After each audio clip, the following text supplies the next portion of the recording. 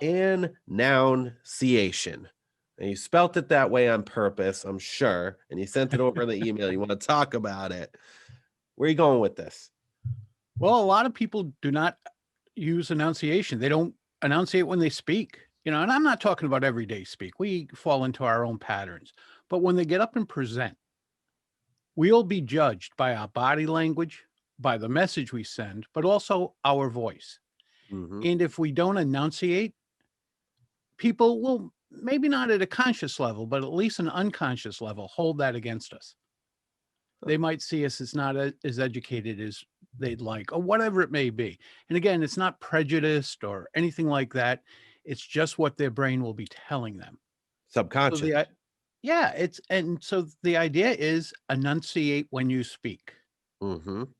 And I look at me, I don't. I can tell you straight out when it's everyday talk. One, I'm getting older, so we don't use our mouths and our jaws and our tongue and our lips as much as we used to. And also, I have a very lazy Rhode Island accent. And I was just listening to you, and I've listened to you before. You pronounce my name as Peter George.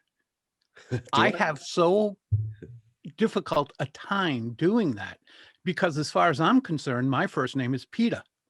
Pita, like bread. Like the bread, right? And I'm not even sure I pronounce the T. I probably pronounce it more like a D, like Pita. So we have this, no matter if we're from Rhode Island, New England, the South, another country, English is a second language, whatever it might be. We often don't use our jaw, our tongue, our lips, and mouth in general as we should. Mhm.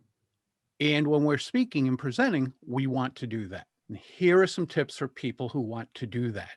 When you're going down the highway in your car, read every sign you see. An exit sign, a Cardi's billboard, I don't care. Read everything you see. So it will be exit number 5. Do that for 10 minutes. Yep. Sofas on sale. And just over exaggerate everything. And let me know if you could do it for 10 minutes or if you had to stop, 1, out of sanity, but 2, just because you were getting tired. Another way to do it, and this works for comprehension as well, Mhm. read magazines, read books, anything you read it out loud and again, over enunciate. A lot of people will find out how much they don't enunciate. Yeah.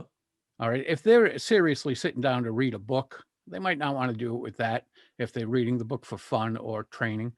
But if they're reading a magazine, just pick up a magazine, read an article. I don't care what it's about.